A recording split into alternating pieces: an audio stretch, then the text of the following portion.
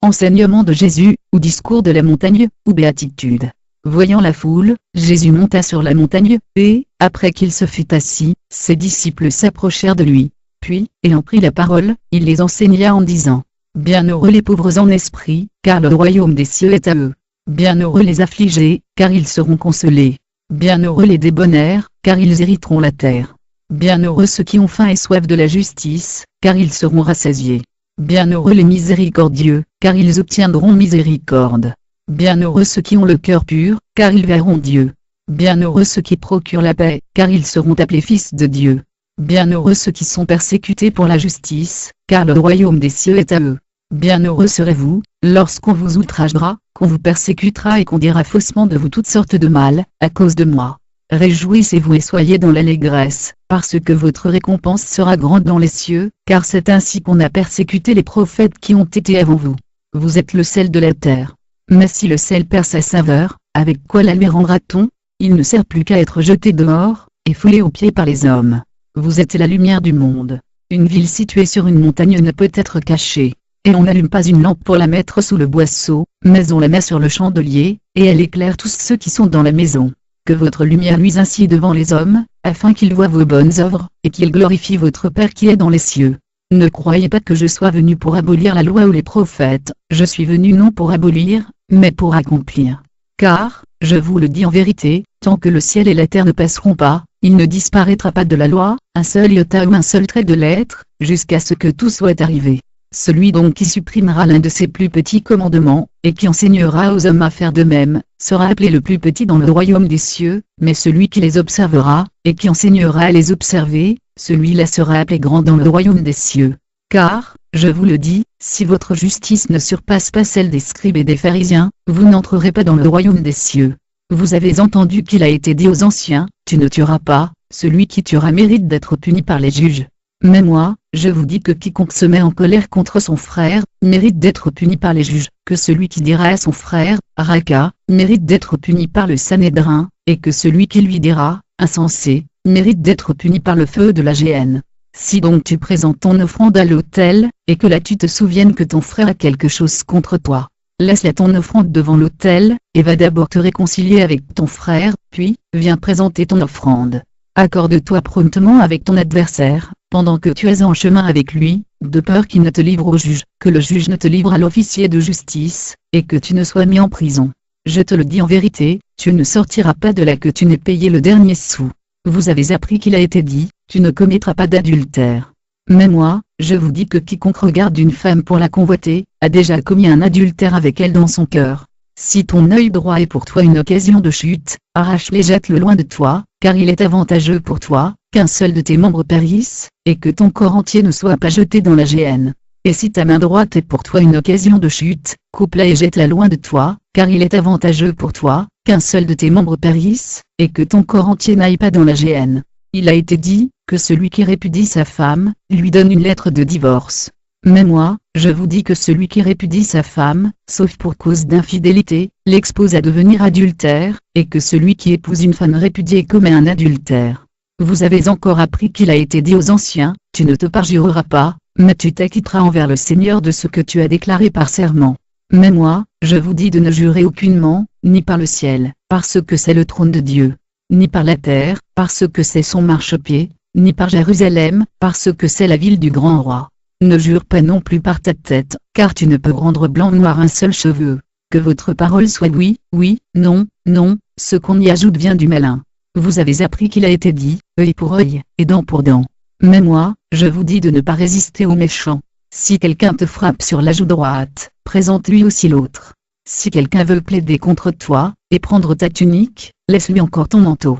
Si quelqu'un te force à faire 1 kilomètre, fais-en 2 avec lui. Donne à celui qui te demande, et ne te détourne pas de celui qui veut emprunter de toi. Vous avez appris qu'il a été dit, tu aimeras ton prochain, et tu haïras ton ennemi. Mais moi, je vous dis, aimez vos ennemis, bénissez ceux qui vous maudissent, faites du bien à ceux qui vous haïssent, et priez pour ceux qui vous maltraitent et qui vous persécutent. Afin que vous soyez fils de votre Père qui est dans les cieux, car il fait lever son soleil sur les méchants et sur les bons, et il fait pleuvoir sur les justes et sur les injustes. Si vous aimez ceux qui vous aiment, quelle récompense méritez-vous? Les publicains aussi n'agissent-ils pas de même? Et si vous saluez seulement vos frères, que faites-vous d'extraordinaire? Les païens aussi n'agissent-ils pas de même? Soyez donc parfaits, comme votre Père Céleste est parfait. Gardez-vous de pratiquer votre justice devant les hommes, pour en être vus, autrement, vous n'aurez pas de récompense auprès de votre Père qui est dans les cieux. Quand donc tu fais l'aumône, ne sonne pas de la trompette devant toi, comme font les hypocrites dans les synagogues et dans les rues, afin d'être glorifiés par les hommes. Je vous le dis en vérité, ils ont déjà reçu leur récompense. Mais quand tu fais l'aumône, que ta main gauche ne sache pas ce que fait ta droite, afin que ton aumône se fasse en secret, et ton Père, qui voit dans le secret, te le rendra. Lorsque vous priez, ne soyez pas comme les hypocrites, qui aiment à prier debout dans les synagogues et au coin des rues, pour être vus des hommes. Je vous le dis en vérité, ils ont déjà reçu leur récompense. Mais quand tu pries, entre dans ta chambre, ferme ta porte, et prie ton Père dans le secret, et ton Père, qui voit dans le secret, te le rendra. En priant, ne multipliez pas de vaines paroles, comme les païens, qui s'imaginent qu'à force de paroles ils seront exaucés. Ne leur ressemblez pas, car votre Père sait de quoi vous avez besoin, avant que vous le lui demandiez. Voici donc comment vous devez prier, notre Père qui es aux cieux. Que ton nom soit sanctifié. Que ton règne vienne, que ta volonté soit faite sur la terre comme au ciel. Donne-nous aujourd'hui notre pain quotidien. Pardonne-nous nos offenses, comme nous aussi nous pardonnons à ceux qui nous ont offensés. Ne nous induis pas en tentation, mais délivre-nous du mal. Si vous pardonnez aux hommes leurs offenses, votre Père Céleste vous pardonnera aussi. Mais si vous ne pardonnez pas aux hommes, votre Père ne vous pardonnera pas non plus vos offenses. Lorsque vous jeûnez, ne prenez pas un air triste, comme les hypocrites, qui se rendent le visage tout défait, pour montrer aux hommes qu'ils jeûnent. Je vous le dis en vérité, ils ont déjà reçu leur récompense. Mais quand tu jeûnes, parfume ta tête et lave ton visage, afin de ne pas montrer aux hommes que tu jeûnes, mais à ton Père qui est là dans le secret, et ton Père, qui voit dans le secret, te le rendra. Ne vous amassez pas des trésors sur la terre, où la teigne et la rouille détruisent, et où les voleurs cambriolent et dérobent. Mais amassez-vous des trésors dans le ciel, où la teigne et la rouille ne détruisent pas, et où les voleurs ne cambriolent ni ne dérobent. Car là où est ton trésor, là aussi sera ton cœur. L'œil est la lampe du corps.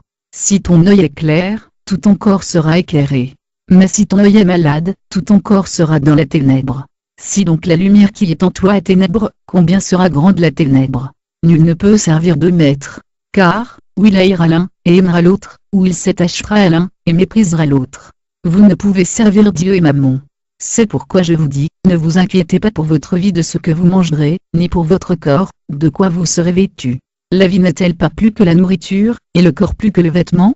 Regardez les oiseaux du ciel, ils ne sèment ni ne moissonnent, et ils n'amassent rien dans des greniers, et votre Père Céleste les nourrit.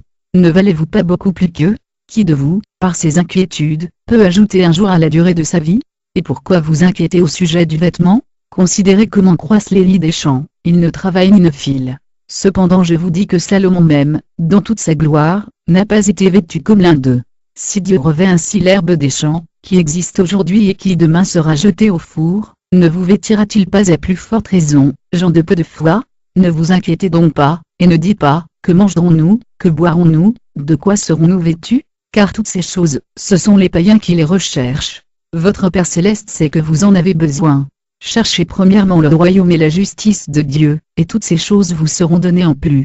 Ne vous inquiétez donc pas du lendemain, car le lendemain aura soin de lui-même.